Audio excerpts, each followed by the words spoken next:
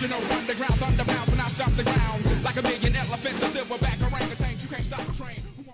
Okay, this is my new segment. It's called What Is Next. It's pretty much after any mixed martial arts promotion that's pretty big. I'm going to discuss the promotion, what they should do next. With the winners, the losers, who should get cut, whose stock is up, whose stock is down. This episode is for UFC 113. It happened a week ago today. I wanted to get it out Tuesday or Wednesday, but it just wasn't. I was way too busy. I'm gonna try doing for Strikeforce tonight too, but that probably won't get out until Monday night, maybe early Monday morning. I don't know. So this episode is UFC 113. I'm gonna try to get every single fight that was on this card, but we'll see. First one, Lyoto Machida versus Mauricio Shogun Rua. Shogun won by first round TKO to become the new light heavyweight champion. I think his stock was up after the first fight with Lyoto. So yeah, who gets the title shot next? The winner of Rampage Evans. Cut and dry.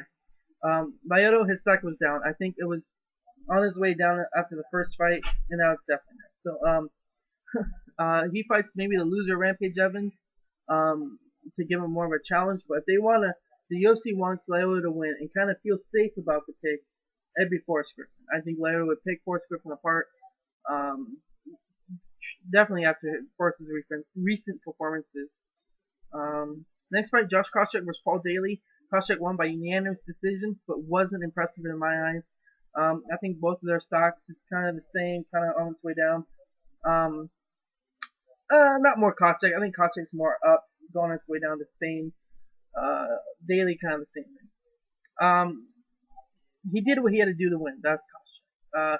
He wasn't stupid and didn't stand up with Paul Daly, so you gotta give him, I guess, maybe that much credit, but not much. Obviously he fights GSP. He's the Ultimate Fighter coach for season 12. Good luck, Koscheck. Daly, obviously we know he's banned for life from UFC by Dana White. Sorry I did my little air quotes, but I think a ban for life is just, yeah. What's next for Daly for now? I think, well, there's rumors that he's going to fight in Australia. He's going to go overseas and do the tournaments over in Japan. But I think sooner or later, Strikeforce is going to get him. They both need each other, to be honest. Strikeforce needs more fighters, and Paul Daly needs to be on television. He loves that. Next fight, Jeremy Stephens versus Sam Stout. Great fight. Both their stocks just up tremendously, I think. Stephens won a split decision. Could have gone either way.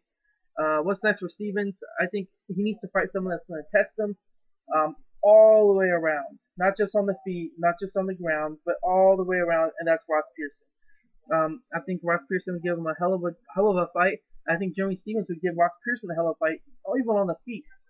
Stephens has tremendous power in those hands.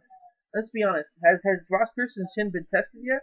Maybe a little against the Andre Winter fight, but definitely not against his recent performances. I think it's like Aaron Riley, and no, not yet. And I think Stephens would definitely test that chin of Ross Pearson. Stout, what's next for him? You should fight the winner of Matt Danzig, Matt Wyman, Aaron Riley, Joe Brimmer, more towards that Riley side because I think Brimmer's going to lose and get cut. Or what I prefer and what I would like to see, another great stand-up fight, Melvin Gillard. So I like to see Stout versus Melvin Gillard, but once again, great performances by Stephens and Stout. Next fight was Kimbo Slice, Matt Matreon. Matreon won by second round TKO. It is now announced that it will be, rumored, I won't say announced, rumored that it will be Matt Matreon versus Joey Beltran at UFC 117. I had, if the UFC wanted to kind of move along more fast-paced, he'd fight the winner of Duffy, Mike Russo. Or if they wanted to slow it down, give him a little, a challenge, but a fight that he could still lose or win, Brandon Schwab versus Chris Tushner. But it sounds like it's going to be Joey Beltran. So, we'll see. Yeah. Kimbo obviously got cut from the UFC. I think sooner or later he is going to get signed to Strikeforce. He might fight over in Japan for a little bit, but I think sooner or later he will be signed by Strikeforce. Yeah. A lot of fans want to see Kimbo Slice versus Herschel Walker. Yeah. Alan Belcher versus Patrick Cote was the next fight, and Belcher won by second round submission. Rear naked choke. I was definitely impressed by Belcher, but I was also impressed by Patrick Cote. Coming off an injury for that long, his last fight was UFC 90 before this fight. I was impressed. Belcher, he looks better, and like I said in my predictions video, Belcher looks better every time he fights. So what's next for him? I'd like to see him fight Vitor Belfort. Vitor's injured. He needs to tune-up fight before this fight the champion. I think Belcher would be a great test for him. If Belfort's too injured, there's Nate Marquardt, Paul Harris. You got Damian Maia. I think Nate Marquardt, Paul Harris has a scheduled fight. I don't know about that one yet. If that does happen, then you got Damian Maia, who could definitely test Belcher on the feet. On the ground. So we'll see. What's next for Patrick Cote? One man I'd like to see him fight. That'd make it an exciting fight. That I think. Yeah, I don't even know how to put into words. Nate Quarry. Nate Quarry versus Patrick Cote would be a great fight. I think anytime you put Nate Quarry into a fight, it's going to be an exciting fight. And to put Patrick Cote in, who freaking hits as hard as hell and has a great chin, oozes great fight. Patrick Cote versus Nate Quarry. So that's all I gotta say. Patrick Cote, Nate Quarry, UFC, make it happen, because I think that fight would be awesome. The first fight about was Joe Dirksen versus Tom Lawler. Dirksen won by second round submission. Dirksen's never going to be in the title picture. He's not going to fight for the title. He fights the up-and-comers. He's the gatekeeper. The up-and-comers test on them. If you win, you pass. If you lose, you fail, go away. That's Joe Dirksen. Tom Lawler, 6-3. UFC's not going to cut him yet. I mean, him coming out like Dan Severn for the weigh-ins was hilarious. I think that was funny. I think a lot of people thought it was funny. Hopefully he can just tune up his skills a little more and not, think someone's going to be easy, and yeah. Because I think that's what Tom Lawler thought. He thought he could run over Joe Dirksen, and he just underestimated Joe Dirksen. I think Tom Lawler's going to fight like a guy that the UFC signs. They're not totally confident on him. They give him to Tom Lawler. Tom Lawler beats him, then they cut him. I think that's what's going to happen. Next for Jonathan Goulet versus Marcus Davis was the next one, and Goulet I think gets cut. Let's be honest, his chin is extremely questionable. So he gets cut.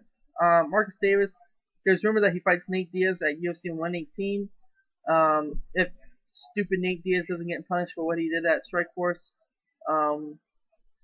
Nate Diaz is a retard on all levels. If you don't know what a retard is, you guys need to watch The Hangover and you'll understand. But yeah. TJ Grant versus Johnny Hendricks was the next one. I was more impressed with TJ Grant than Johnny Hendricks. I think if Grant didn't get that point taken away, he could have had a better chance of winning that fight. Yeah, I just said that. I was just more impressed with Grant. What's next for Hendricks? Winner of Duncan Kim versus Amir Sadallah, or you can give him Mike Pierce, John Howard, Mike Diamond. What's next for Guy? Well, take out the Guyman part in the Hendricks, what I just said. What's next for TJ Grant? Mike Guyman. I'll discuss that when I get to Mike Guyman down in a few minutes. Tim Hague versus Joey Beltran was the next one. Hague gets cut. I think this is his third consecutive loss. He kind of showed a little improvement when he fought Chris Sushner, but he's the victim of the fastest knockout in history. I want to say he got lucky, but he got kind of lucky submitting Pat Barry. And he lost this one. Let's be honest, he won the third round, yeah, but he lost the first two, and so that's a legitimate loss. I think if it was 29-28 on all three judges' scorecards, there'd be no dispute over, Hague, blah blah blah. So what's next for Joey Beltran? Like I said before, he fights Matt Mitrione, rumored at UFC 117. So yeah. Next fight, Yoshika Yoshida versus Mike Guyman. This is where I discuss about Mike Guyman, the Joker. I was really impressed with this fight, guy. Wow. Great win by Mike Guyman. I think Yoshida gets cut. After his loss to Koscheck and Anthony Johnson getting KO'd, he hasn't been the same Yoshida. And, yeah. What's next for Mike Guyman? TJ Grant. This guy, I think true hardcore MMA fans would like to see this fight. because they're both veterans in MMA, not maybe the UFC, but in MMA general. And they're both talented fighters. I think it'd be a really hard fight to predict. So that's what I think is next for Mike Diamond. So there it is. That's my first episode. It's over. UFC 113 was this. I'm gonna try doing for tonight for Strikeforce. If not, definitely UFC 114. So look out for my future videos I'm gonna be doing. And yeah, so there you go. First episode of What Is Next. Episode 1, UFC 113. It's over. So yeah, there you go. Adios. Watch Strikeforce tonight. It's gonna be a good one.